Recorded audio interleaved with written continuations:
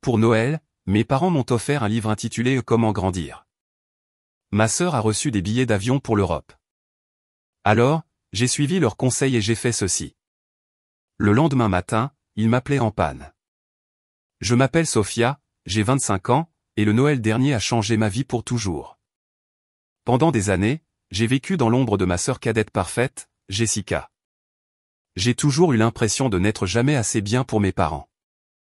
Ce matin de Noël, Jessica a déballé des billets d'avion pour l'Europe, s'exclamant de joie, tandis que j'ai ouvert mon cadeau ensuite, un livre intitulé Comment grandir. La piqûre de la déception s'est rapidement transformée en détermination. Mes parents voulaient que je grandisse. Très bien. Je leur montrerai exactement ce que cela signifiait. Avant de vous raconter la décision qui a complètement changé ma vie, dites-moi d'où vous regardez et appuyez sur ce bouton j'aime si votre famille vous a déjà mal comprise. Grandir en tant que fille aînée dans ma famille était censé s'accompagner de certains privilèges. Du moins, c'est ce que prétendent tous les livres de parentalité. Mais chez moi, naître la première signifiait simplement avoir une place au premier rang pour regarder ma sœur cadette, Jessica, me surpasser dans tous les domaines possibles. Dès que Jessica est entrée à la maternelle, il était clair qu'elle était douée. Pendant que je luttais avec les mathématiques de base, Jessica résolvait des problèmes avancés. Quand j'ai finalement réussi à jouer Hot Crossbin à la flûte à bec après des semaines d'entraînement, Jessica jouait du Mozart au piano après seulement quelques leçons. Notre maison d'enfance dans la banlieue du Massachusetts était remplie de ses trophées, certificats et médailles. Mes rares réussites étaient rangées dans des tiroirs ou exposées sur des étagères basses où elles étaient à peine remarquables. Mes parents, Michael et Barbara, ne nous comparaient jamais explicitement, mais ils n'en avaient pas besoin. Leurs yeux s'illuminaient différemment quand Jessica parlait de ses réalisations. Quand je partageais la nouvelle d'avoir obtenu un B+ à un test difficile, il hochait la tête et disait « C'est bien, ma chérie ». Mais quand Jessica annonçait qu'elle avait été sélectionnée pour le concours national de sciences, les plans de dîner étaient annulés pour que nous puissions célébrer dans son restaurant préféré. Noël et les anniversaires étaient particulièrement révélateurs. Une année, quand j'avais 14 ans et Jessica 11, j'ai reçu un agenda et un ensemble de surligneurs parce que maman pensait que je devais être plus organisé avec mon travail scolaire. Jessica a reçu un ordinateur portable parce qu'elle montrait tant de promesses avec son club de codage. Quand j'ai eu 16 ans, j'ai eu des leçons de conduite et un livre sur l'entretien des voitures. Jessica a reçu un appareil photo professionnel parce qu'elle avait un œil si artistique. Le schéma était douloureusement cohérent. Au moment où j'ai eu l'âge d'aller à l'université, j'avais accepté mon rôle dans la famille. J'ai choisi un diplôme pratique en comptabilité à l'université d'État, tandis que Jessica a reçu une bourse pour Princeton. Mes parents m'ont aidé à trouver un appartement abordable avec une colocataire, tandis qu'ils rendaient visite à Jessica sur le campus et l'invitaient à des dîners chics avec des professeurs. J'ai obtenu mon diplôme avec des notes décentes, trouvé un emploi stable dans un cabinet de comptabilité de taille moyenne et me suis installé dans une vie prévisible. Jessica a obtenu son diplôme avec mention très bien, a décroché un poste impressionnant dans un cabinet de conseil international et a parcouru le monde pour des projets professionnels.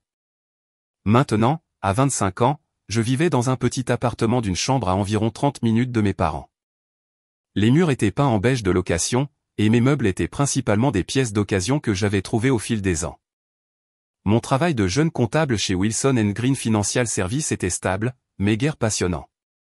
Je passais mes journées à examiner des feuilles de calcul, à préparer des documents fiscaux et à assister à des célébrations d'anniversaire obligatoires au bureau où nous chantions maladroitement autour de cupcakes du supermarché.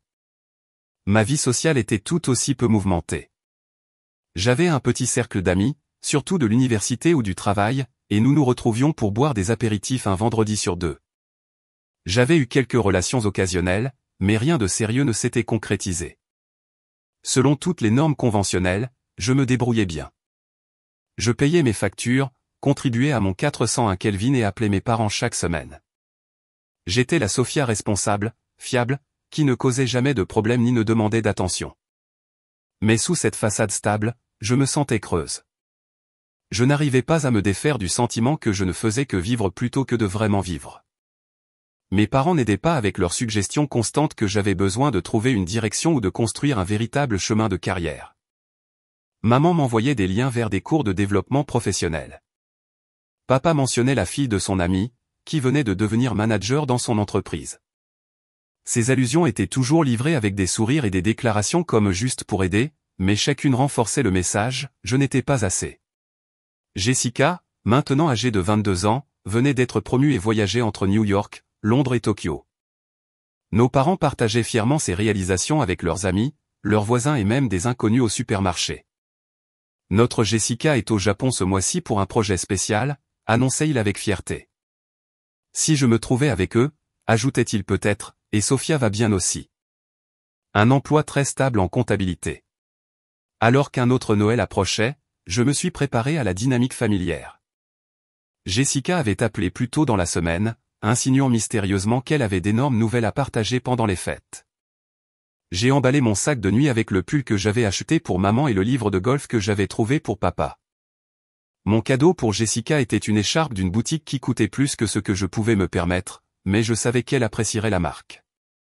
Je suis arrivé chez mes parents la veille de Noël, me garant dans l'allée juste au moment où un Uber déposait Jessica.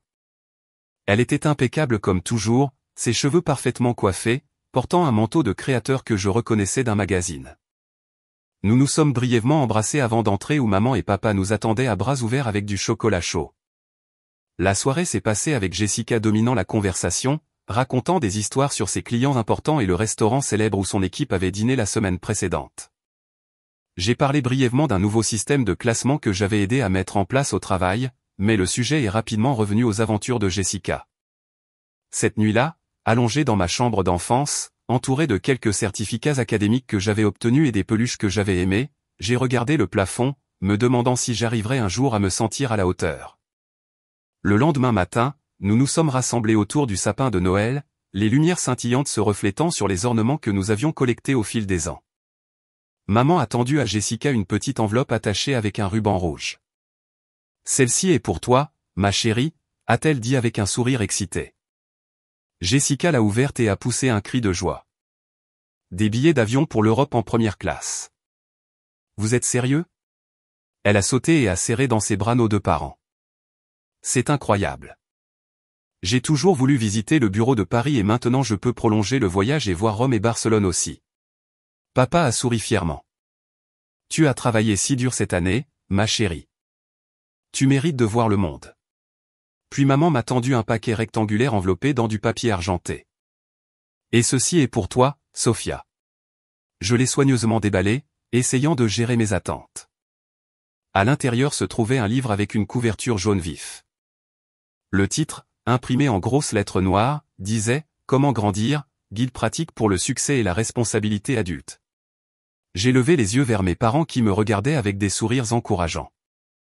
Nous pensions que cela pourrait vous aider à trouver une direction, a expliqué maman. Il a d'excellentes critiques en ligne. L'auteur est un coach de vie spécialisé dans l'aide aux jeunes adultes pour qu'ils atteignent leur potentiel, a ajouté papa.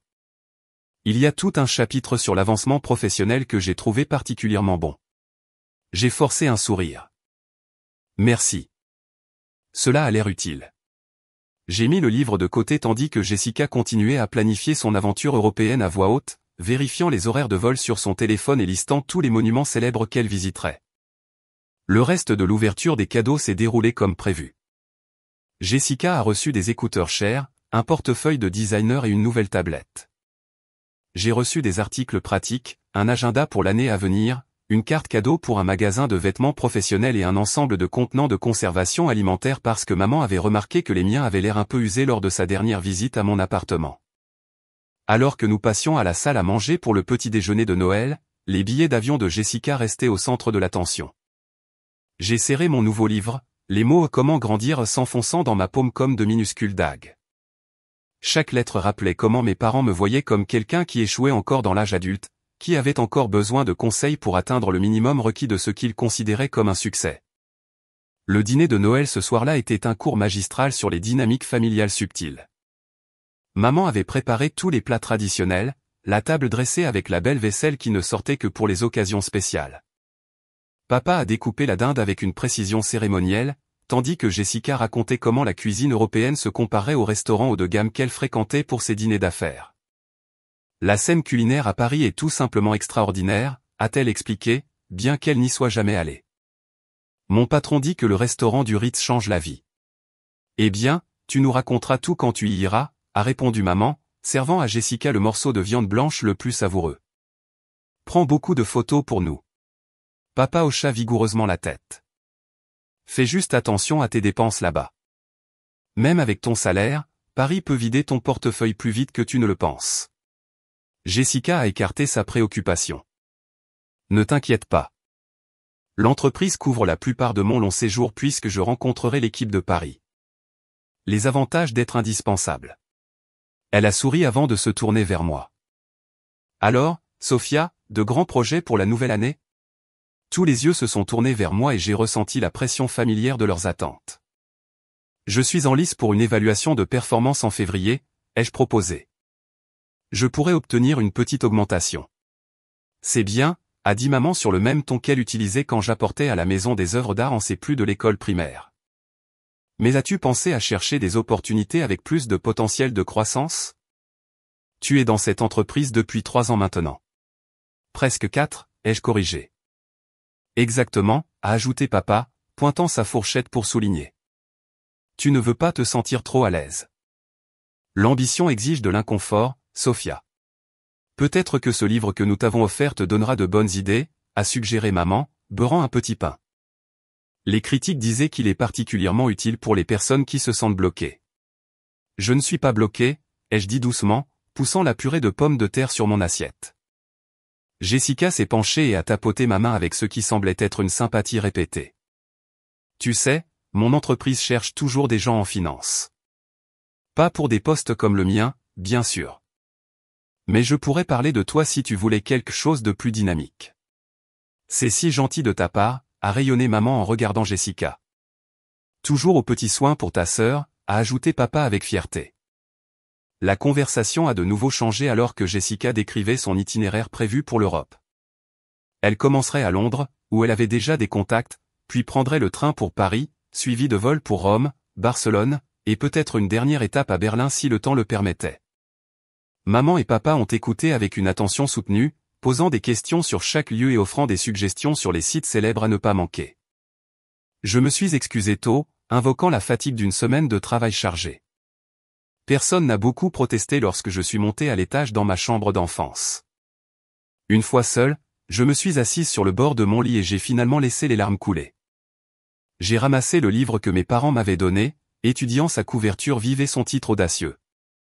Comment grandir semblait se moquer de moi avec chaque lettre. J'ai essuyé mes yeux et j'ai commencé à feuilleter les pages. Le livre était divisé en chapitres avec des titres tels que prendre le contrôle de votre avenir financier, marquer votre carrière et construire des relations significatives. Chaque page était remplie de conseils génériques et de citations inspirantes conçues pour motiver le lecteur soi-disant sans direction. Une section mise en surbrillance disait « L'âge adulte n'est pas donné, il se conquiert. Prenez des mesures audacieuses pour le conquérir dès aujourd'hui. » Plus je lisais, plus quelque chose changeait en moi. La douleur initiale a commencé à se transformer en autre chose. La colère, puis la détermination. Il pensait que j'avais besoin d'un manuel sur la façon d'être un adulte. Il croyait que je manquais de courage pour prendre ma vie en main. J'ai fermé le livre et je me suis dirigé vers la fenêtre, regardant la rue calme de la banlieue où j'avais grandi. Chaque maison avait des lumières de Noël scintillantes dans l'obscurité.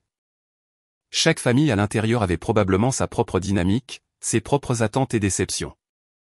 Je me demandais combien d'autres filles aînées étaient assises dans leur chambre d'enfance ce soir, se sentant inadéquates par rapport à leurs frères et sœurs. Un plan a commencé à se former dans mon esprit, nébuleux au début, puis avec une clarté croissante. Si mes parents voulaient que je grandisse, peut-être qu'il était temps que je le fasse exactement. Pas en suivant le chemin prescrit dans leur livre offert, mais en faisant un saut audacieux qui les forcerait à me voir différemment. Je suis retourné au lit et j'ai ouvert mon ordinateur portable.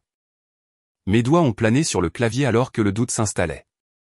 Ce que j'envisageais allait bouleverser ma vie prudente et stable. Ce serait la chose la plus impulsive que j'ai jamais faite. Étais-je vraiment capable d'un changement aussi spectaculaire? Puis j'ai entendu des rires venant d'en bas. Jessica était probablement en train de régaler nos parents d'un autre récit de ses triomphes professionnels. J'imaginais les 3 d'entre eux blottis dans le salon, ne remarquant même pas mon absence. Quelque chose s'est durci dans ma poitrine. Il était temps d'arrêter de vivre dans l'ombre, d'arrêter d'accepter le récit qu'ils avaient écrit pour moi. J'ai commencé à taper, cherchant des opportunités qui m'emmèneraient loin de cette maison, de cette ville, de cette vie, où j'étais à jamais la fille décevante. Alors que la nuit se faisait plus tardive, ma détermination grandissait. Je leur montrerais ce que grandir signifiait vraiment. Pas en suivant leur chemin prescrit ou les conseils génériques de ce livre insultant, mais en traçant ma propre voie si audacieusement qu'ils n'auraient d'autre choix que de me voir sous un nouveau jour. À minuit, alors que les voix de ma famille flottaient encore d'en bas, j'avais les débuts d'un plan qui allait tous les choquer. Demain, pendant qu'ils digéreraient leur dîner de Noël et que Jessica parcourait des guides de voyage européens, j'enclencherai une chaîne d'événements qui les obligerait enfin à reconnaître que je n'étais plus seulement la Sophia fiable et prévisible. J'ai fermé mon ordinateur portable, un calme étrange s'installant en moi. Pour la première fois depuis des années, j'ai ressenti quelque chose de proche de l'excitation. Demain serait le début de quelque chose de nouveau. Demain, je commencerai à grandir vraiment, selon mes propres termes. Alors que la maison dormait, je suis resté éveillé, mon esprit courant avec des possibilités. Il était 2 heures du matin, le 26 décembre, et la douce lueur de mon ordinateur portable illuminait mon visage déterminé alors que je cherchais des opportunités qui m'emmèneraient loin de ma vie prévisible.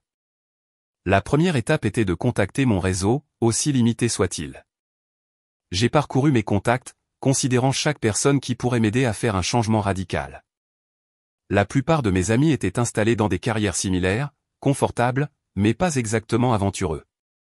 Puis je me suis souvenu d'Amanda Martinez. Amanda et moi avions été proches à l'université avant qu'elle ne prenne un semestre à l'étranger en Amérique du Sud et ne revienne complètement différente. Pendant que je jouais la carte de la sécurité avec mon diplôme en comptabilité, Amanda s'était réorientée vers le développement international. Nous nous étions éloignés à mesure que nos vies prenaient des directions différentes, mais nous échangions toujours des messages d'anniversaire et des nouvelles occasionnelles. Selon son dernier post sur Facebook, Amanda travaillait maintenant pour une start-up innovante appelée EcoFuture, axée sur des projets de développement durable en Amérique du Sud. Elle avait posté des photos du Pérou la semaine dernière, debout à côté de membres de la communauté locale devant un système d'énergie solaire nouvellement installé. Les mains tremblantes, j'ai composé un message, essayant de paraître décontracté malgré l'heure. Salut Amanda, ça fait longtemps qu'on n'a pas vraiment parlé. J'espère que tes vacances se passent bien. J'ai vu tes récents projets au Pérou et ils ont l'air incroyables. Je pense sérieusement à un changement de carrière majeur et je me demandais si nous pouvions rattraper le temps perdu bientôt. J'adorerais en savoir plus sur ton travail. Y a-t-il une chance que tu sois libre pour un appel rapide demain?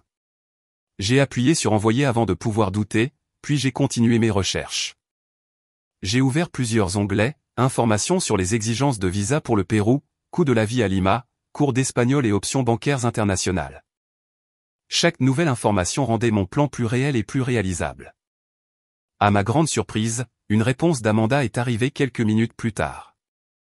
Sophia, super de tes nouvelles. Je travaille en fait en ce moment sur une proposition. Le décalage horaire avec le Pérou rend mon emploi du temps étrange. Je suis libre pour parler maintenant si tu es disponible. Voici mon numéro si tu veux appeler. J'ai attrapé mon téléphone et je suis sorti dans le couloir, en faisant attention de ne réveiller personne.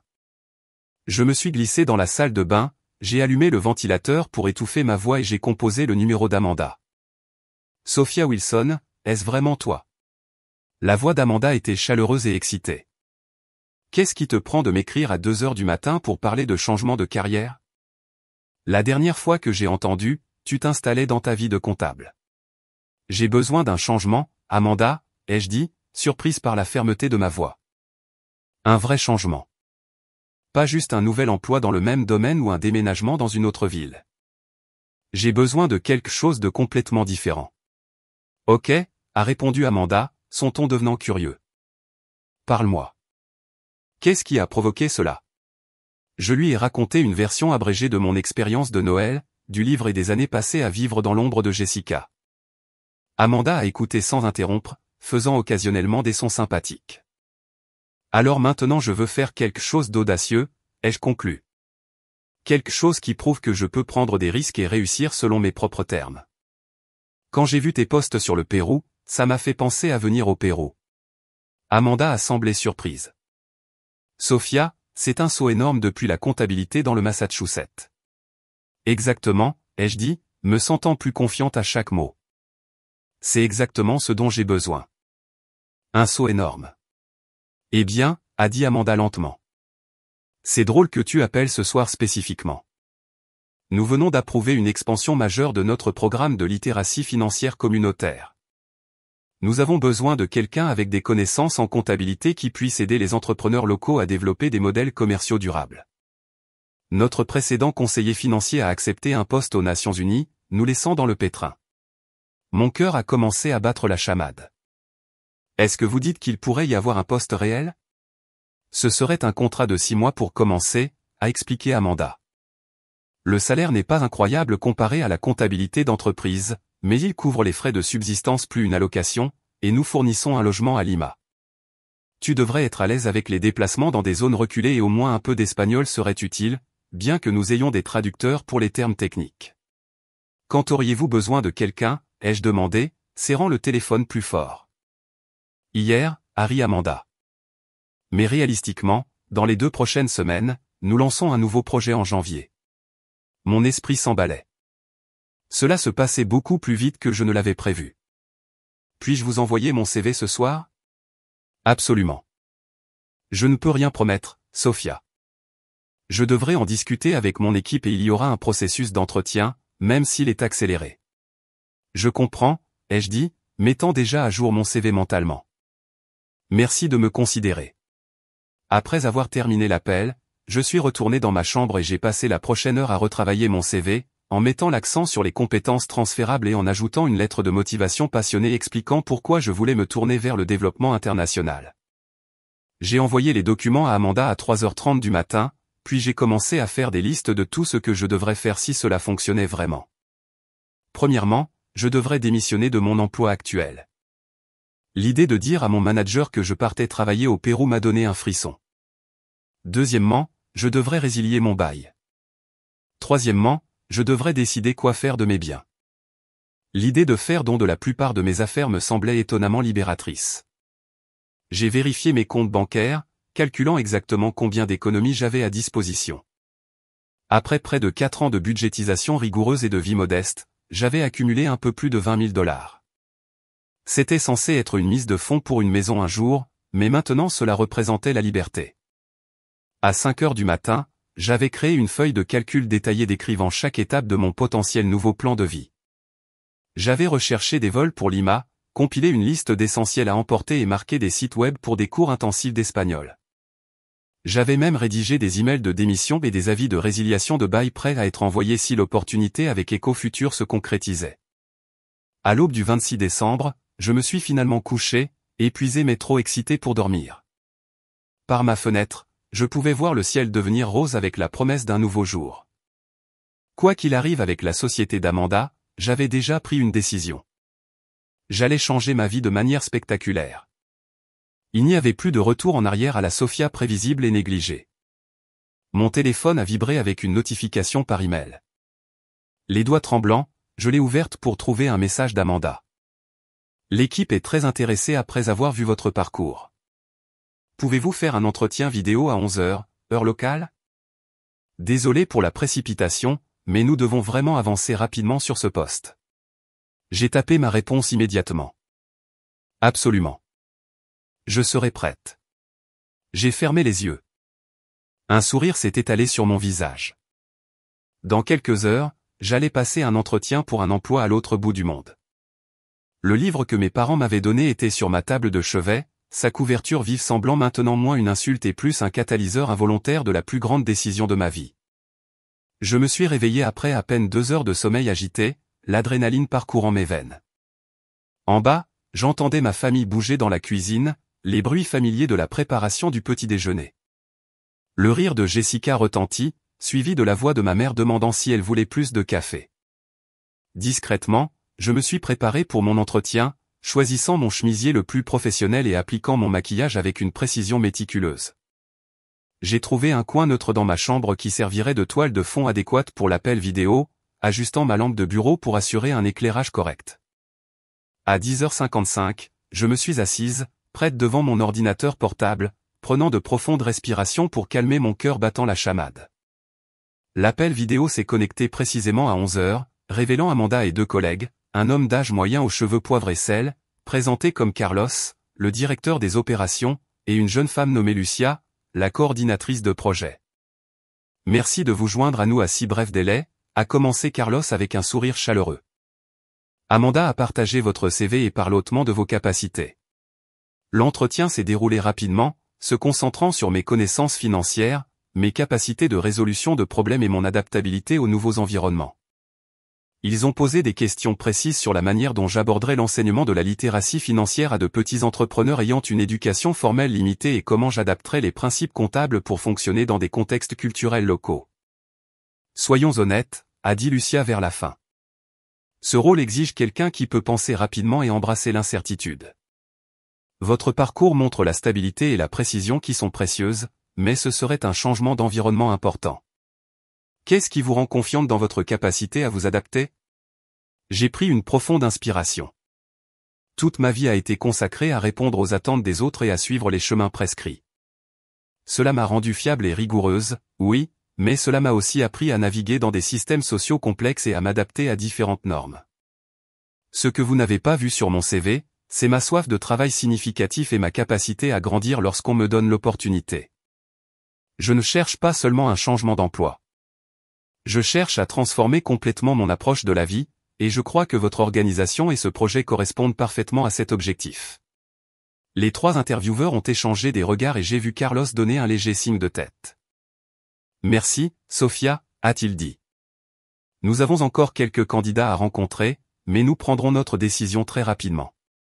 Attendez-vous à avoir de nos nouvelles d'ici la fin de la journée. Dès que l'appel s'est terminé, j'ai exhalé profondément, mes mains légèrement tremblantes. Avais-je été trop honnête, trop désespéré? J'ai fermé mon ordinateur portable et j'ai essayé de me ressaisir avant de rejoindre ma famille en bas. Dans la cuisine, maman préparait des sandwichs pour le déjeuner pendant que papa et Jessica discutaient de sa prochaine aventure européenne. Te voilà enfin, a dit maman quand je suis apparu. Nous pensions que tu allais dormir toute la journée. Tout va bien? Tu as l'air un peu rouge. Je vais bien, ai-je répondu, acceptant le sandwich qu'elle m'a offert. J'avais juste quelque chose à régler. Des emails de travail, même le jour après Noël, a secoué la tête papa. Cette entreprise vous exploite trop pour ce qu'elle vous paie. Avant que je puisse répondre, mon téléphone a vibré avec une notification par email. M'excusant, je suis allé dans le couloir pour le lire. Chère Sofia, nous sommes heureux de vous proposer le poste de spécialiste en éducation financière avec l'initiative de développement communautaire EcoFutur Pérou. Après mûre réflexion, notre équipe a été impressionnée par vos connaissances techniques et votre désir évident de changement significatif. Nous pensons que vous seriez un excellent ajout à notre équipe. Compte tenu de l'urgence du projet, nous aurions besoin que vous commenciez le 3 janvier à Lima. Veuillez trouver ci-joint la lettre d'offre formelle avec les détails salariaux et les spécificités du projet. Nous exigeons votre décision dans les 24 heures en raison du calendrier accéléré. Cordialement, Carlos Mendoza, directeur des opérations. Mon cœur battait la chamade alors que je parcourais rapidement le document joint. Le salaire était en effet inférieur à celui de mon poste actuel, mais comme Amanda l'avait mentionné, il comprenait le logement à Lima et des allocations pour les repas lors des visites communautaires. Le contrat était initialement de 6 mois avec possibilité de prolongation en fonction des résultats du projet et du financement. C'était réel. Cela se passait. J'avais 24 heures pour décider si j'étais vraiment assez courageuse pour bouleverser toute ma vie. Mais au fond de moi, j'avais déjà décidé. Je suis retourné dans la cuisine avec une détermination renouvelée, finissant calmement mon déjeuner pendant que ma famille continuait sa conversation sur les projets de voyage de Jessica. Dès que j'ai pu poliment m'excuser, je me suis retiré dans ma chambre et j'ai commencé à exécuter le plan que j'avais esquissé pendant ma nuit blanche. Premièrement, j'ai rédigé mon email de démission à Wilson & Green Financial Services, exprimant ma gratitude pour les opportunités qu'ils m'avaient offertes, mais expliquant que j'avais accepté un poste dans une organisation de développement international. Je l'ai programmé pour l'envoyer le lendemain matin. Ensuite, j'ai appelé mon propriétaire pour lui expliquer que j'avais besoin de résilier mon bail en raison d'une opportunité d'emploi inattendue à l'étranger. Heureusement, mon appartement était très demandé et il était confiant qu'il trouverait rapidement un nouveau locataire. Nous avons convenu que je renoncerais à ma caution en échange du préavis court. Puis j'ai contacté une organisation caritative locale pour organiser le don de mes meubles et de la plupart de mes affaires. Il pouvait tout récupérer le 30 décembre, me laissant juste assez de temps pour emballer les essentiels que j'emporterais au Pérou. Les doigts tremblants, j'ai réservé un vol aller simple pour Lima, partant le 2 janvier, en utilisant une part importante de mes économies. La réalité de ma décision devenait plus concrète à chaque tâche accomplie. En fin d'après-midi, j'avais mis en place tous les changements majeurs nécessaires pour transformer complètement ma vie. J'ai envoyé mon email d'acceptation à EcoFuture, confirmant que je serais à Lima, prête à commencer le 3 janvier. La seule chose qui restait à faire était de le dire à ma famille. J'ai envisagé différentes approches, pesant les avantages d'une conversation directe par rapport à la probabilité qu'ils essaient de me dissuader de ma décision. Finalement, j'ai opté pour une voie intermédiaire, je leur dirai après avoir accompli une autre étape critique. Glissant hors de la maison pendant que tout le monde était distrait par un film, j'ai conduit jusqu'à la succursale bancaire la plus proche encore ouverte le jour après Noël. Là, j'ai retiré une part importante de mes économies en espèces et j'ai organisé pour que le reste soit accessible internationalement. L'agent bancaire a semblé surpris de mes demandes, mais a tout traité efficacement. Quand je suis rentré chez moi, j'ai trouvé ma famille toujours absorbée par son film. J'ai calmement emballé mon sac de nuit, ne laissant que ce dont j'aurais besoin pour le matin. J'ai placé le livre Comment grandir en bonne place sur mon lit. Ce soir-là, alors que nous nous réunissions pour les restes du dîner de Noël, je suis restée silencieuse, observant ma famille avec de nouveaux yeux. Ils semblaient être des personnages dans une pièce dans laquelle j'avais joué pendant 25 ans. Mais maintenant, je me préparais à descendre de scène et à entrer dans une production complètement différente. Tu es bien silencieuse ce soir, a noté maman en débarrassant les assiettes. Toujours fatiguée. Je réfléchis juste, ai-je répondu avec un petit sourire. As-tu eu le temps de commencer ce livre, a demandé papa. Le premier chapitre sur la prise d'initiative est particulièrement bon. Je l'ai fait en fait, ai-je dit. Cela m'a donné beaucoup à réfléchir. Eh bien, c'est génial, a rayonné maman, visiblement heureuse que j'ai accepté leur cadeau dans l'esprit qu'ils avaient voulu. Parfois, nous avons tous besoin d'un peu de guidance pour apporter des changements positifs. Jessica a levé son verre dans un toast simulé aux changements positifs de la nouvelle année. À des changements positifs, ai-je fait l'écho, rencontrant ses yeux avec une confiance qui a semblé la dérouter momentanément. Plus tard, dans l'intimité de ma chambre, j'ai préparé le dernier élément de mon plan. J'ai rédigé un message texte à mes parents, mais je ne l'ai pas encore envoyé. J'ai joint une photo de ma confirmation de vol pour Lima et de la lettre d'offre d'EcoFuture. Le message disait « Merci pour le livre sur le fait de grandir ». J'ai décidé de suivre ses conseils sur l'action audacieuse et la création de mon propre chemin. Au moment où vous lirez ceci, je me préparerai à commencer un nouveau travail au Pérou avec une organisation de développement international. Je suis en sécurité et enthousiaste à propos de cette opportunité. J'appellerai une fois installé. Bisous, Sophia. J'ai programmé l'envoi automatique pour l'après-midi suivant, lorsque je serai bien parti pour mon appartement afin de commencer mes préparations finales. Alors que je me couchais cette nuit-là, un calme étrange avait remplacé mon anxiété précédente. Demain, je quitterai cette maison et commencerai à démanteler mon ancienne vie. Dans un peu plus d'une semaine, j'embarquerai dans un avion pour un pays que je n'avais jamais visité pour commencer un travail différent de tout ce que j'avais fait auparavant. C'était terrifiant et exaltant à parts égales. Le livre était sur ma table de chevet, son titre captant le clair de lune à travers ma fenêtre. Comment grandir, proclamait-il en grosses lettres. Mes parents ignoraient que leur cadeau m'aiderait effectivement à grandir, juste pas de la manière qu'ils avaient prévu. L'avion a atterri à Lima avec une douce secousse, me tirant d'un sommeil agité. Pour la première fois en 7 jours, je me suis permise de traiter pleinement le tourbillon d'événements qui avaient transformé ma vie. Après avoir quitté la maison de mes parents le lendemain de Noël, je m'étais consacré aux préparatifs avec une concentration exclusive.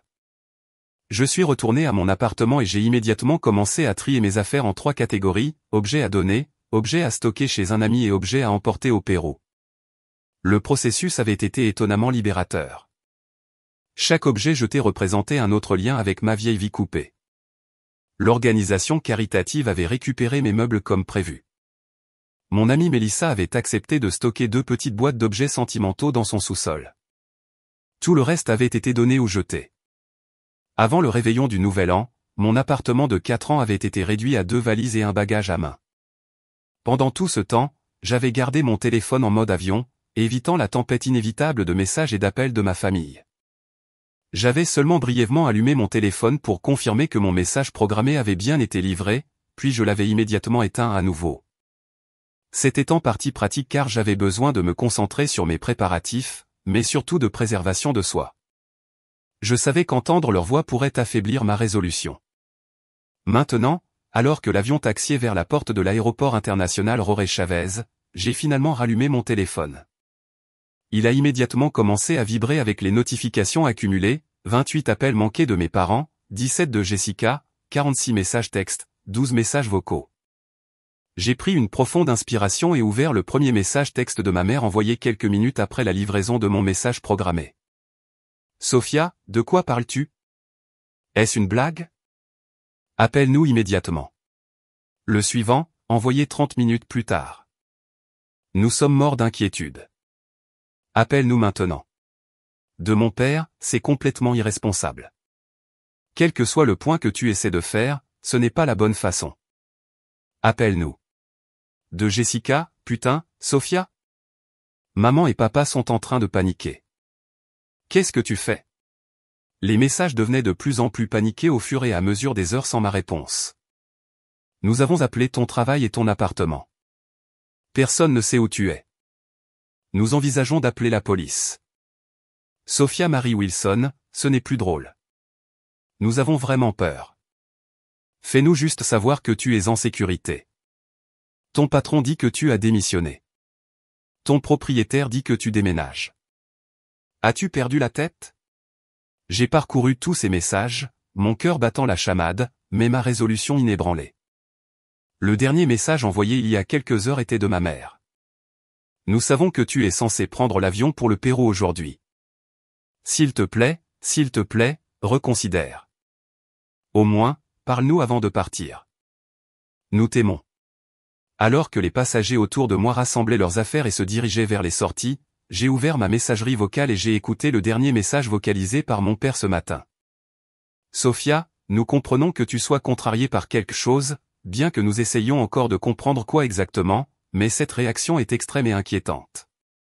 Tu n'as jamais été impulsive comme ça. Nous craignons que tu ne réfléchisses pas clairement. S'il te plaît, appelle-nous avant de monter dans cet avion. Nous pouvons résoudre tout cela ensemble, en famille. J'ai rangé mon téléphone et j'ai rejoint la file des passagers quittant l'avion. L'air humide de Lima m'a frappé en sortant dans la passerelle, si différent du froid hivernal que j'avais laissé derrière moi dans le Massachusetts. Cela ressemblait à une manifestation physique du changement que j'avais embrassé. Après avoir passé l'immigration et récupéré mes bagages, j'ai trouvé Amanda qui m'attendait dans la zone des arrivées, tenant une pancarte avec mon nom et le logo EcoFuture. Son visage s'est illuminé lorsqu'elle m'a repéré. « Tu l'as vraiment fait ?» s'est-elle exclamée, en m'étreignant. Une partie de moi se demandait si j'allais changer d'avis. « Il n'y a plus de retour en arrière maintenant », ai-je répondu, me surprenant moi-même par la certitude de ma voix. Amanda m'a aidé à charger mes bagages dans un taxi qui nous attendait, discutant avec enthousiasme des projets sur lesquels j'allais travailler et de l'appartement où j'allais séjourner. Alors que nous traversions les rues animées de Lima, la réalité de ma décision s'est finalement imposée complètement. J'étais ici. Je l'avais fait. Tu devrais probablement appeler ta famille, a dit Amanda doucement alors que nous approchions de notre destination. D'après ce que tu m'as dit, ils sont probablement hors d'eux-mêmes d'inquiétude. J'ai hoché la tête, sachant qu'elle avait raison. Une fois arrivé à l'immeuble d'appartement et mes bagages montés dans ma nouvelle maison, une unité simple mais propre d'une chambre avec des meubles basiques, Amanda m'a laissé m'installer, promettant de revenir le matin pour m'emmener au bureau de Plazé. Seul dans l'appartement calme, avec les bruits de Lima filtrant par la fenêtre ouverte, j'ai finalement rassemblé mon courage et initié un appel vidéo à mes parents. Ils ont répondu presque immédiatement, leur visage apparaissant sur mon écran marqué par l'inquiétude et ce qui semblait être plusieurs nuits blanches. Sophia, Dieu merci, a murmuré ma mère, la voix brisée. Vas-tu bien? Où es-tu exactement? Je vais bien, les ai-je assurés. Je suis à Lima. Je suis arrivé en toute sécurité il y a environ 2 heures. Qu'est-ce qui te prenait? A exigé mon père, son soulagement cédant rapidement à la colère. Disparaître comme ça, envoyer ce message cryptique, ignorer nos appels. Je pensais qu'il était temps pour moi de prendre une décision pour moi-même, sans opinion, critique ou comparaison, ai-je répondu calmement. J'ai reçu une opportunité incroyable, et je l'ai saisie. Mais le Pérou, un travail que tu n'as jamais fait auparavant, tout laissé derrière toi, la voix de ma mère s'est élevée en hauteur. Ce n'est pas être indépendante, Sophia. C'est être imprudente. Est-ce à cause de Noël? Jessica était apparue derrière mes parents. À cause du livre? C'était juste un livre, Sophia. Tu n'as pas eu à voler jusqu'à un autre continent pour faire passer un message. Ce n'était pas seulement à propos du livre, ai-je expliqué, gardant mon sang-froid. Le livre a été simplement la dernière impulsion dont j'avais besoin. Il s'agit de 25 ans de sentiment de ne jamais être assez bien, jamais assez excitante, jamais assez réussie par rapport à Jessica. Il s'agit enfin de faire quelque chose pour moi-même, pas pour plaire à quelqu'un d'autre. Nous n'avons jamais dit que tu n'étais pas assez bien, a protesté mon père. Tu n'as pas eu à le dire. Tout ce que tu faisais le montrait, ai-je répondu. Chaque cadeau, chaque conversation, chaque conseil montrait clairement que vous pensiez que j'échouais d'une manière ou d'une autre dans la vie parce que je n'étais pas comme Jessica. Ce n'est pas juste, a rétorqué ma mère. Nous voulions juste ce qu'il y avait de mieux pour toi. Nous voulions que tu atteignes ton potentiel. Non, vous vouliez que je sois quelqu'un que je ne suis pas, ai-je dit fermement. Je ne suis pas Jessica. Je ne le serai jamais. Et c'est normal. Je n'ai pas besoin d'être elle pour être précieuse, réussie ou heureuse. Alors tu fuis au Pérou pour prouver un point, a demandé mon père avec incrédulité. Je n'ai pas fui. J'ai avancé, les jeux corrigés. J'ai accepté un travail qui m'enthousiasme, qui me met au défi, qui me donne un but. N'est-ce pas ce que vous vouliez? Que je grandisse et que je prenne ma vie en main? Ce n'est pas ce que nous voulions et tu le sais, a dit ma mère, en s'essuyant les larmes. Peut-être que c'est ça le problème, ai-je dit doucement. Vous aviez une vision si spécifique de ce que ma vie devait être que vous ne pouviez pas voir que j'avais peut-être ma propre vision. Jessica s'est rapprochée de la caméra. Sophia, nous nous inquiétons juste pour toi. C'est tellement différent de toi. Tu as toujours été la pragmatique, la planificatrice. Et maintenant, tu as tout jeté sur un coup de tête. Ce n'était pas un coup de tête, ai-je insisté. C'était la décision la plus intentionnelle que j'ai jamais prise. Et je n'ai pas tout jeté. J'ai changé de direction. Il y a une différence. La conversation a continué en cercle pendant près d'une heure. Mes parents ont alterné entre confusion, colère, blessure et préoccupation. Jessica alternait entre m'accuser de rechercher l'attention et exprimer une réelle inquiétude quant à mon état mental. Je suis resté ferme, expliquant mon raisonnement et les assurant que j'étais en sécurité et confiante dans ma décision. Je ne reviens pas, ai-je dit finalement. Pas de sitôt, en tout cas. J'ai un contrat de 6 mois ici, et j'ai l'intention de le remplir. J'espère qu'avec le temps, vous comprendrez et soutiendrez mon choix. Nous te soutenons toujours, a dit ma mère, bien que son ton suggéra des réserves. Nous voulons juste que tu fasses attention et que tu gardes le contact. Ne nous repousse plus. Je promets que j'appellerai régulièrement, ai-je accepté, et j'enverrai des mises à jour sur mon travail ici. C'est un travail vraiment significatif et important. Alors que nous nous préparions à mettre fin à l'appel, l'expression de mon père s'est légèrement adoucie. Ce livre t'a vraiment affecté, n'est-ce pas? D'une certaine manière, ai-je admis, mais pas de la manière que vous aviez prévue. Après avoir terminé l'appel, je suis resté près de la fenêtre de mon nouvel appartement, regardant la ville inconnue qui s'étendait devant moi. La conversation avait été difficile mais nécessaire. J'avais maintenu ma position, conservé mes limites, et entamé le processus de redéfinition de ma relation avec ma famille en tant qu'égale, et non en tant que fille perpétuellement décevante. Mon téléphone a vibré avec un SMS de Jessica. Je pense toujours que tu es folle, mais j'admire un peu tes tripes. Reste prudente là-bas. C'était un petit geste, mais cela ressemblait à la première reconnaissance de ma famille que ce changement spectaculaire n'était peut-être pas entièrement négatif. Avec un petit sourire, je me suis détourné de la fenêtre et j'ai commencé à déballer ma nouvelle vie. Mon réveil a sonné à 6h30 le lendemain matin, la sonnerie inconnue me désorientant momentanément.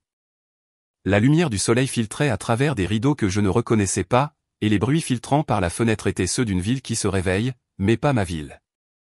Puis la réalité est revenue. J'étais à Lima. C'était ma nouvelle maison. Aujourd'hui était mon premier jour chez Ecofuture. Amanda est arrivée ponctuellement à 8 heures pour m'escorter au bureau, un entrepôt converti dans un quartier animé rempli d'art de rue et de petits cafés. L'espace de travail d'Ecofuture était décloisonné avec des bureaux disposés en grappes collaboratives, des plantes suspendues aux poutres apparentes et des murs recouverts de cartes et de calendriers de projet. Carlos m'a accueilli chaleureusement, me présentant à l'équipe de 15 personnes de divers pays et horizons professionnels. Lucia m'a montré mon poste de travail, déjà équipé d'un ordinateur portable et d'un kit de bienvenue comprenant une bouteille d'eau de l'entreprise, un carnet et des informations sur les projets à venir. Nous allons commencer par une orientation cette semaine, a-t-elle expliqué. Tu observeras différents membres de l'équipe et tu apprendras nos diverses initiatives avant de te concentrer sur ton rôle spécifique au sein du programme de littératie financière. Les premiers jours ont été un tourbillon d'informations, de nouveaux visages et d'adaptation à la fois à une culture de travail différente et à un pays différent. Contrairement à la structure rigide de mon cabinet de comptabilité, Ecofuture fonctionnait avec une flexibilité qui semblait initialement chaotique, mais qui s'est progressivement révélée intentionnelle et efficace. Mon emploi précédent impliquait une interaction minimale avec les autres, communiquant principalement par email et réunions programmées. Ici, la collaboration était constante et spontanée. Les gens se rassemblaient autour de tableaux blancs pour résoudre des problèmes, appelaient des séances de brainstorming impromptues et partageaient régulièrement des repas ensemble. À la fin de ma première semaine, j'avais déjà visité 2 sites communautaires en dehors de Lima, observant les installations d'énergie solaire et les projets agricoles qui formaient l'épine dorsale du travail d'Ecofuture. La semaine suivante, j'ai commencé à développer un programme pour le programme de littératie financière, en adaptant les principes comptables pour qu'ils soient accessibles et pertinents pour les petits entrepreneurs des communautés rurales. Le travail me mettait au défi d'une manière que mon emploi précédent n'avait jamais fait. Je n'appliquais pas seulement des formules connues ou ne suivais pas des procédures établies. Je créais quelque chose de nouveau, quelque chose qui aurait un impact direct sur la vie et les moyens de subsistance des gens. Lorsque je rencontrais des obstacles, je ne pouvais pas simplement consulter un manuel ou suivre un protocole. Je devais innover, collaborer et souvent sortir de ma zone de confort. Le plus difficile de tout était la barrière de la langue. Bien que de nombreux membres de l'équipe parlent anglais et que des traducteurs soient disponibles pour les visites communautaires, j'ai rapidement réalisé qu'apprendre l'espagnol était essentiel. Je me suis inscrite à des cours du soir et j'ai pratiqué assidûment, améliorant progressivement mon vocabulaire et ma confiance. Un mois après mon arrivée au Pérou, j'ai commencé un blog documentant mes expériences. Initialement conçu comme un journal personnel et un moyen de partager des mises à jour avec des amis, il a rapidement attiré un public plus large. J'ai écrit honnêtement sur les défis de ma vie dramatique, les récompenses du travail significatif et le processus de découverte de capacités que j'ignorais posséder. Un article sur le fait de quitter ma vie confortable mais insatisfaisante pour poursuivre un but a particulièrement résonné, étant partagé des milliers de fois et attirant des commentaires de personnes du monde entier envisageant des changements similaires. Les lecteurs se sont connectés à ma vulnérabilité, à mon mal du pays occasionnel et à ma conviction croissante que j'avais fait le bon choix malgré les difficultés. Ma relation avec ma famille a évolué lentement grâce à des appels vidéo hebdomadaires. Les premières conversations étaient tendues, mes parents questionnant toujours ma décision et Jessica alternant entre curiosité de soutien et rappel subtil de ses propres aventures européennes. Mais au fil des semaines et alors que je partageais davantage mon travail et ma confiance croissante, leur ton a commencé à changer. Tu as l'air différente, a observé ma mère lors de notre appel fin février. Plus animée quand tu parles de ton travail. Je me sens différente, ai-je admis. Je me sens mise au défi et valorisée ici d'une manière que je n'ai jamais ressentie auparavant. Le blog est vraiment bien, m'a surprise Jessica en disant. Ton écriture est captivante. Je l'ai partagée avec des amis. Mon père est resté le plus réservé, suggérant encore occasionnellement que j'envisage mes prochaines étapes après la fin du contrat. Mais même lui a reconnu que l'expérience était clairement bénéfique. Tu sors certainement de ta zone de confort, a-t-il concédé. Cette croissance est précieuse. En mars, je m'étais complètement installé dans mon rôle chez Ecofuture. Je dirigeais des ateliers dans des communautés en dehors de Lima, ayant développé un programme qui combinait des pratiques comptables de base avec des connaissances locales et des contextes culturels. Voir l'impact direct de mon travail alors que les petites entreprises mettaient en place de nouveaux systèmes et gagnaient en confiance dans leurs décisions financières m'a apporté une satisfaction que je n'avais jamais expérimentée dans mon rôle en entreprise. Mon espagnol s'était suffisamment amélioré pour des conversations basiques sans traducteur, me permettant de me connecter plus directement avec les communautés que nous servions. J'avais noué des amitiés avec mes collègues et les résidents locaux, construisant un réseau social qui semblait plus authentique que les relations professionnelles polies que j'avais entretenues chez moi. Le blog était devenu une plateforme modeste avec plusieurs milliers de followers et des opportunités occasionnelles de partenariat de contenu payant avec des sites web de voyages éthiques et de changement de carrière. Ce projet secondaire inattendu a non seulement fourni un revenu supplémentaire pour compléter mon salaire réduit, mais m'a également connecté avec une communauté de personnes naviguant dans leur propre transition de vie. Peut-être le plus significatif, j'avais développé une nouvelle relation avec moi-même. La Sophia constante qui avait toujours existé en relation avec Jessica où les attentes parentales étaient remplacées par une Sophia qui prenait des décisions basées sur ses propres valeurs et ambitions. J'ai découvert que j'étais plus résiliente, plus créative et plus aventureuse que je ne me l'étais jamais accordé. En avril, j'ai reçu un email de l'équipe de direction d'EcoFuture me demandant de les rencontrer à propos de mon contrat. Bien qu'il n'expire qu'en juillet, j'ai craint qu'ils ne planifient une résiliation anticipée. Au lieu de cela, ils m'ont offert une opportunité inattendue. Nous avons reçu des financements pour une nouvelle initiative, a expliqué Carlos lors de notre réunion. Un partenariat avec plusieurs autres organisations pour développer un programme complet de microfinancement dans 3 pays, le Pérou, la Colombie et l'Équateur. Nous aimerions que vous preniez un rôle de premier plan dans la conception de la composante d'éducation financière. Ce serait un engagement de 2 ans, a ajouté Lucia. Avec des responsabilités et une rémunération accrue, nous avons été impressionnés par votre adaptabilité et le succès de votre programme actuel. J'étais sans voix. Non seulement il confirmait ma valeur pour l'organisation, mais il m'offrait une chance d'élargir mon impact de manière significative. La décision aurait dû être difficile, nécessitant une considération attentive des implications de carrière à long terme et des sacrifices personnels. Mais en m'asseyant en face d'eux dans la salle de conférence ensoleillée, j'ai su immédiatement quelle serait ma réponse. Je serais honoré d'accepter, ai-je dit, un sourire s'étalant sur mon visage. Ce soir-là, j'ai appelé ma famille pour partager la nouvelle. Pour la première fois depuis mon départ, il n'y avait aucune nuance d'inquiétude ou de réserve dans leur réponse. C'est merveilleux, Sophia, a dit ma mère sincèrement. Ils reconnaissent clairement vos contributions. Un projet de 2 ans à travers plusieurs pays, a médité mon père. C'est une expérience internationale substantielle pour votre CV. Félicitations, sœur, a ajouté Jessica. On dirait que tu as trouvé ta voie. C'était un petit changement de langage, mais significatif. Il ne considérait plus mon travail au Pérou comme un détour temporaire ou une réaction impulsive. Il commençait à le voir comme une voie de carrière légitime, une qui convenait à mes forces et intérêts spécifiques plutôt que d'être mesurée par rapport à la trajectoire de Jessica. Alors que l'appel se terminait, ma mère a hésité, puis a ajouté, « Nous avons pensé à venir vous rendre visite si cela vous convient. Peut-être en juin, nous aimerions beaucoup voir votre travail de première main. » J'aimerais ça, ai-je répondu, surprise de constater que je le pensais sincèrement. 5 mois après ma décision impulsive de Noël, je me tenais à nouveau sur le balcon de mon appartement, regardant le coucher de soleil sur Lima. La ville ne me semblait plus étrangère. Elle était devenue un foyer. Le travail ne semblait plus intimidant. Il était devenu ma passion. Et la personne que j'étais devenue ne se sentait plus comme une réaction contre les attentes de ma famille, mais plutôt comme une expression authentique de qui j'avais toujours été sous mon extérieur accommodant. Le livre Comment grandir qui avait déclenché cette transformation avait disparu depuis longtemps, laissé sur le lit de mon enfance. Mais sa leçon involontaire avait pris racine et prospéré. Grandir ne consistait pas à suivre un chemin prescrit ou à atteindre des jalons externes.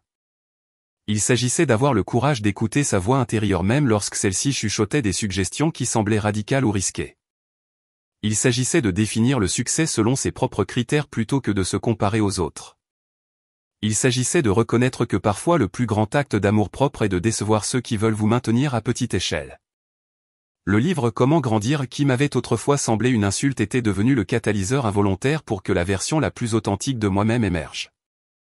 En essayant de plaire à mes parents en suivant leurs conseils, bien que d'une manière inattendue, j'avais finalement rompu avec le besoin de leur approbation. Et ironiquement, cette indépendance avait ouvert la voie à une relation plus saine et plus honnête avec eux que nous n'en avions jamais eu auparavant.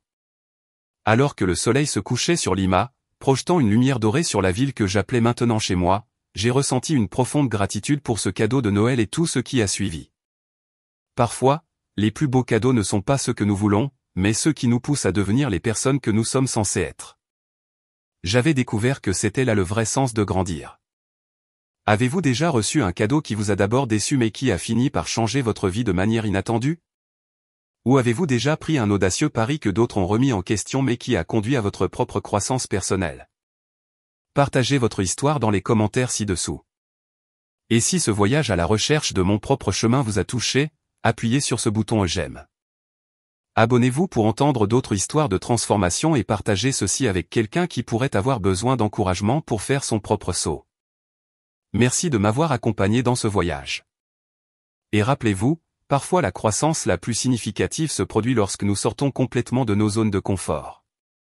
6 mois jour pour jour après avoir embarqué dans ce vol qui a changé ma vie pour Lima, je me tenais dans la zone des arrivées de l'aéroport international Jorge Chavez, attendant nerveusement ma famille. Leur vol de Boston avait atterri il y a 20 minutes, et selon l'application de suivi sur mon téléphone, ils avaient passé l'immigration et devraient apparaître dans la zone publique d'un moment à l'autre. J'avais passé la semaine précédente dans un tourbillon de préparation, nettoyant en profondeur mon appartement, planifiant des itinéraires qui présenteraient à la fois mon travail et la beauté du Pérou, et répétant mentalement comment j'allais naviguer cette première réunion en personne. Malgré notre relation améliorée par les appels vidéo, j'abritais encore de l'anxiété quant à la réaction de ma famille face à ma nouvelle vie lorsqu'elle serait confrontée à sa réalité. Les portes automatiques se sont ouvertes et les voilà. Maman, papa et Jessica, fatigués du long vol, mais scrutant la foule avec impatience. J'ai levé la main et j'ai fait signe, mon cœur battant la chamade alors qu'ils me repéraient et se frayaient un chemin vers moi, tirant leurs bagages derrière eux. Sophia, ma mère m'a atteinte la première, m'enlaçant dans une étreinte serrée qui sentait son parfum familier. Oh, regarde-toi. Tu as l'air merveilleuse. Elle a reculé, étudiant mon visage avec des larmes dans les yeux. Je savais ce qu'elle voyait. J'étais plus bronzé qu'avant, mes cheveux plus clairs du soleil et coupés dans un style plus pratique. J'avais perdu du poids grâce au mode de vie actif et à la marche partout. Mais le changement le plus significatif était probablement dans mon expression, ma posture, la confiance avec laquelle je me tenais. Mon père m'a serré dans ses bras ensuite, plus réservé, mais toujours ému. « Content de te voir, gamine », a-t-il dit d'une voix rocailleuse. Jessica m'a donné une brève étreinte. « Joli bronzage », a-t-elle commenté avec un sourire. « Un look très différent pour toi. » Nous avons chargé leurs bagages dans le taxi que j'avais réservé et nous sommes allés à mon appartement. En traversant les rues colorées de Lima, j'ai montré les monuments et partagé des histoires sur ma vie quotidienne. Ma famille a posé des questions et s'est exclamée devant les différences par rapport à la maison, mais j'ai pu sentir qu'ils se retenaient de juger, traitant toujours de ce changement dramatique de leur fille aînée prévisible. Mon appartement, bien que petit, avait été transformé au fil des mois en une maison confortable qui reflétait mes nouvelles sensibilités. Des textiles fabriqués localement égayaient les murs. Des plantes prospéraient sur toutes les surfaces, et mon jardin sur le balcon d'herbes et de fleurs était devenu ma fierté et ma joie. J'avais arrangé un matelas pneumatique dans le salon pour mes parents et vidé mon coin bureau pour Jessica. C'est confortable, a commenté ma mère diplomatiquement pendant qu'il s'installait. Très coloré, a ajouté mon père, regardant les tentures murales tissées. Jessica s'est promenée jusqu'à ma bibliothèque, examinant les livres d'espagnol et le matériel de travail. Alors, c'est ici que la magie du blog opère, a-t-elle dit, en désignant mon installation d'ordinateur portable. Parfois, ai-je reconnu, bien que j'écrive souvent dans des cafés aussi. Pendant le dîner à mon restaurant local préféré, la conversation a coulé plus facilement que je ne l'avais anticipé. Mes parents ont posé des questions réfléchies sur mon travail, semblant sincèrement intéressés à comprendre les projets qui occupaient désormais mes journées. Jessica a partagé des nouvelles de la maison, y compris sa récente promotion et ses projets pour un autre voyage européen, mais sans l'avantage concurrentiel qui avait autrefois caractérisé nos interactions. Le lendemain, je les ai emmenés au bureau d'Eco-Futur, leur présentant mes collègues et leur montrant les matériaux que j'avais développés pour le programme de littératie financière. Carlos et Lucia les ont chaleureusement accueillis, parlant hautement de mes contributions à l'équipe. Votre fille a une capacité remarquable à traduire des concepts financiers complexes en outils pratiques qui résonnent vraiment auprès de nos partenaires communautaires, a dit Carlos à mes parents qui rayonnaient d'une fierté que j'avais rarement vue diriger vers moi. Le programme qu'elle a développé est adopté par nos partenaires en Colombie et en Équateur également, a ajouté Lucia. Il a un impact bien au-delà de ce que nous avions initialement projeté. Plus tard cette semaine-là, nous avons voyagé dans l'une des communautés rurales où j'avais donné des ateliers. Alors que mes parents et Jessica m'observaient diriger une session avec des entrepreneurs locaux, communiquant dans mon espagnol désormais servissable, et interagissant avec confiance avec les participants, j'ai pu voir un changement dans leur perception s'opérer. Je n'aurais jamais imaginé que tu ferais quelque chose comme ça, a dit ma mère plus tard alors que nous traversions la communauté. Tu étais toujours si réservée, si prudente. Je me suis surprise aussi, ai-je admis, mais il s'avère que ces qualités, être méthodique et axé sur les détails, sont aussi des forces ici. Elles ont simplement une apparence différente dans ce contexte. Lors de notre dernière soirée ensemble avant leur retour aux États-Unis, nous nous sommes assis sur mon balcon en partageant une bouteille de vin péruvien. Les lumières de la ville scintillaient en dessous, et la conversation était devenue réfléchie. Nous te devons des excuses, Sophia, a dit mon père, posant soudainement son verre. Nous réalisons maintenant que nous avons mis beaucoup de pression sur toi, te comparant toujours à ta sœur, même quand nous n'avions pas l'intention de le faire. Nous pensions que nous t'aidions, a ajouté ma mère, cherchant ma main. À pousser vers ce que nous pensions être le succès. Nous n'avons pas vu que tu devais définir cela pour toi-même. Et j'étais probablement insupportable, a admis Jessica avec un sourire moqueur. Je parlais toujours de mes réalisations, sans jamais vraiment reconnaître les tiennes parce qu'elles étaient différentes des miennes. J'ai senti les larmes me monter aux yeux, une émotion inattendue me serrant la gorge. Merci de dire ça. Cela signifie beaucoup de l'entendre. Mon père s'est raclé la gorge. Nous t'avons apporté quelque chose. Il a sorti un paquet de son sac et me l'a tendu avec un sourire incertain. Je l'ai déballé pour trouver un livre. Mais contrairement au volume Comment grandir qui avait catalysé ma transformation, celui-ci s'intitulait Comment être fier de ses enfants. À l'intérieur, mes parents avaient écrit une inscription sincère à notre remarquable fille Sophia, qui nous a appris que grandir signifie avoir le courage de tracer son propre chemin. Nous ne pourrions pas être plus fiers de la femme que tu es devenue. Avec amour et admiration, maman et papa. Nous pensions que c'était approprié, a expliqué ma mère, la voix douce d'émotion. C'est nous qui avions besoin de grandir, d'élargir notre compréhension du succès et de l'épanouissement. Cette nuit-là, après que ma famille se soit endormie, je me suis assise seule sur mon balcon, réfléchissant à l'incroyable voyage des 6 derniers mois. J'étais venu au Pérou en fuyant quelque chose, mais j'avais fini par courir vers moi-même, vers une vie qui correspondait à mes valeurs et me mettait au défi d'une manière que je n'avais jamais imaginée. Le blog que j'avais commencé comme un journal personnel était devenu une plateforme atteignant des milliers de lecteurs cherchant leur propre transformation. Mon travail chez EcoFuture était passé d'un poste temporaire à un rôle de leadership dans une initiative multinationale. Et peut-être le plus significatif, ma relation avec ma famille avait évolué d'une comparaison constante et de déception à un respect mutuel et une appréciation sincère. Rien de tout cela ne se serait produit si je n'avais pas reçu ce cadeau de Noël apparemment insultant. Si je n'avais pas canalisé ma douleur en action décisive, si je n'avais pas fait le saut qui me terrifiait. Le livre que mes parents m'avaient donné, destiné à me guider vers le succès conventionnel, m'avait involontairement poussé vers un épanouissement authentique à la place. Dans les mois qui ont suivi la visite de ma famille, ma vie a continué d'évoluer de manière inattendue. Le programme élargi de microfinancement a été lancé avec succès dans les 3 pays, avec mon programme comme élément central. Mon blog a été présenté dans plusieurs publications majeures, ouvrant la voie à des opportunités de conférences sur les changements de carrière et le travail axé sur le but. J'ai commencé à sortir avec Miguel, l'un des spécialistes agricoles d'EcoFuture, dont la passion pour les pratiques agricoles durables et l'engagement envers l'autonomisation des communautés s'alignaient magnifiquement avec mes propres valeurs évolutives. Notre relation s'est développée lentement et avec réflexion, un autre départ de mon approche autrefois prudente de la vie. Jessica et moi avons établi une nouvelle dynamique, envoyant des SMS régulièrement et soutenant nos chemins distincts sans compétition. Elle a même contribué avec un article invité à mon blog sur la recherche d'un but au sein des structures de carrière traditionnelles, offrant une perspective complémentaire à mon récit de changement plus radical. Mes parents, fidèles à leurs paroles, ont continué à montrer de l'intérêt et de la fierté pour mon travail. Ils ont affiché des photos de leur voyage au Pérou dans leur maison et ont partagé des mises à jour sur mes projets avec des amis et la famille. Pour mon anniversaire, ils ont envoyé un colis qui comprenait des livres sur le développement international et l'entrepreneuriat social, plutôt que les volumes d'auto-amélioration des années précédentes. Peut-être le plus significatif de tout, j'ai commencé à écrire mon propre livre. S'inspirant de mes articles de blog et de mes journaux personnels, j'ai créé un récit sur la redéfinition du succès, la prise de risques significatifs et la recherche d'un but par des chemins inattendus. Je l'ai intitulé « Comment trouver votre propre chemin, leçon tirée de tout laisser derrière soi ». Un an après ma décision impulsive de Noël, je me tenais à nouveau sur le balcon de mon appartement, regardant les rythmes familiers des rues de Lima en contrebas. Ma vie s'était transformée si complètement que la personne que j'avais été, la fille attentionnée qui cherchait toujours l'approbation, semblait être un personnage de l'histoire de quelqu'un d'autre.